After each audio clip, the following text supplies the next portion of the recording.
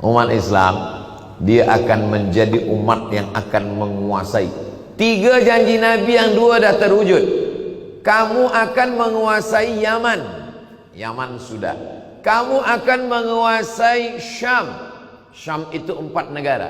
Suriah, Lebanon, Jordan, Palestin.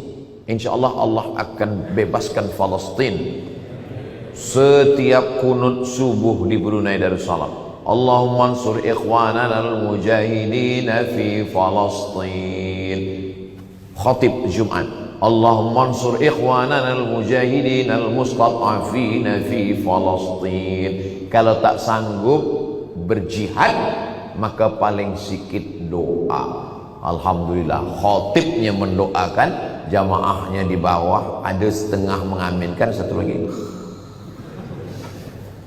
Awak tadi waktu khatib berdoa tak aminkan? Saya ke Palestin berjihad melawan Israel. Mimpi saya pun mimpi Palestin. Begitulah orang Islam. Ada satu lagi yang belum. Apa yang belum? La taftahunnal Konstantinia, Konstantinopel. Sudah Ustaz Abdul Somad, Konstantinopel kita sudah rebut. Muhammad Al-Fatih ditulis di masjid Hagia Sophia, di pintu tulis la taftahunnal Konstantinia, kamu akan membebaskan Konstantinopel. Wala ni'mal amiru amiruha, sebaik-baik panglima perangnya dia namanya sama dengan nama aku, Muhammad Al-Fatih, sang pembebas. Wala ni'mal jaishu dzalikal jais, pasukan tentera pun tentera terbaik. Berapa umur Muhammad Al-Fatih waktu merebut Konstantinopel? Setengah sejarawan menyebut 19 tahun, setengah lagi mengatakan 20. Mereka ikhtilaf antara 3, 19, 20, 21. Saya tengok Muhammad Al-Fatih banyak sembahyang subuh ni. Ini banyak Muhammad Al-Fatih.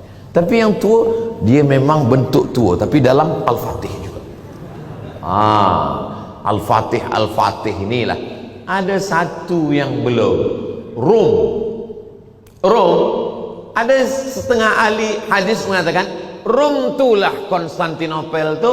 Ada yang mengatakan Rom itu adalah Damaskus, Syam. Tapi sebenarnya Rom itu adalah Europe. Umat Islam akhir zaman akan menguasai Europe dengan syahadatnya. Maka ada seorang Yahudi bernama Bernard Lewis, bukan Islam, Yahudi, nama dia Bernard Lewis. Kata Bernard Lewis, saya baca tulisan dia manakala saya belajar di Maghribi. Saya masuk ke Libri, saya tengok ada tulisan Bernard Lewis mengatakan umat Islam akan mengumandangkan azan di Europe sebelum 2050. Analisa dia, umat Islam yang datang dari Turki ramai-ramai ke Jerman, lebih dari 2 juta orang.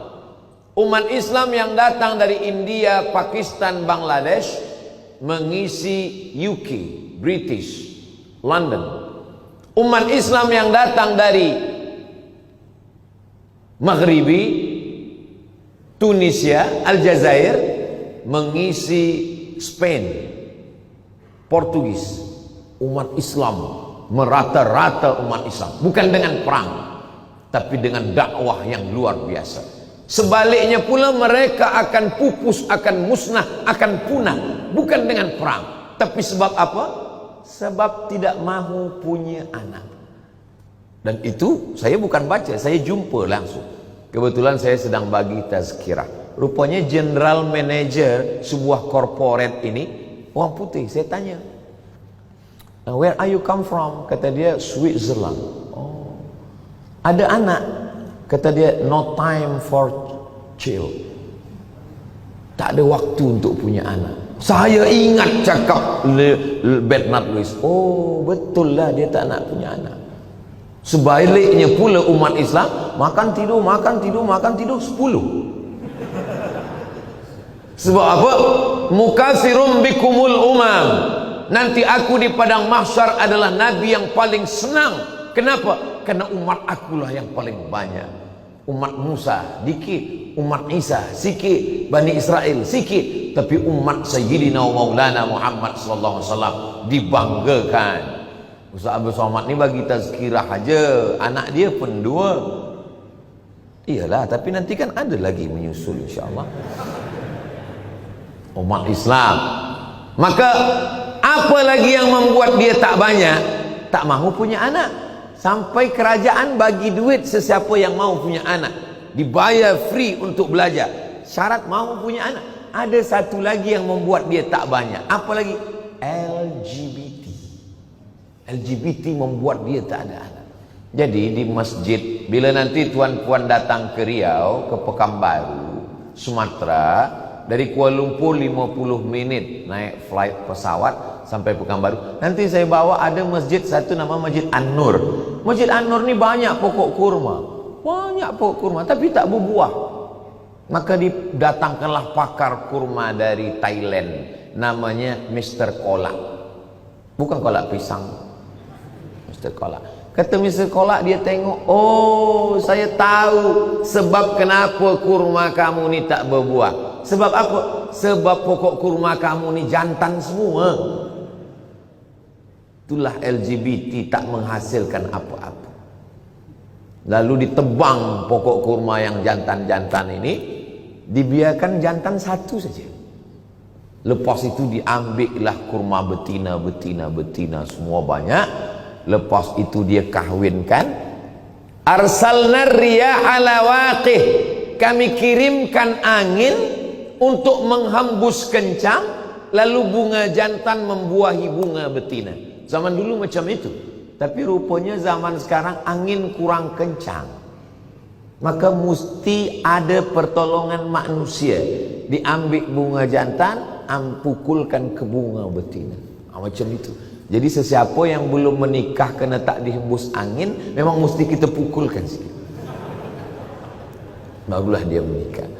Lalu kemudian lepas itu berbuahlah kurma-kurma yang betina tadi berbuah. Lalu kemudian setelah berbuah, saya pun dapat jemputan.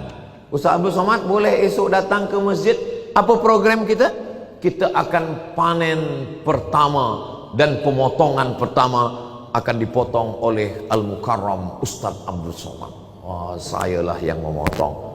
Ini menunjukkan bahwa LGBT adalah azab yang dikirimkan Allah Subhanahu wa taala untuk mereka supaya mereka tidak ada keturunan. Maka kita umat Islam jangan ambil itu, sebab itu adalah penyakit akhir zaman. Akhir zaman ini luar biasa. Alhamdulillah, umat Islam, pemuda-pemuda belianya semuanya sihat zahir, sihat batin, diselamatkan Allah dari malapetaka bencana musibah akhir zaman ini insyaallah.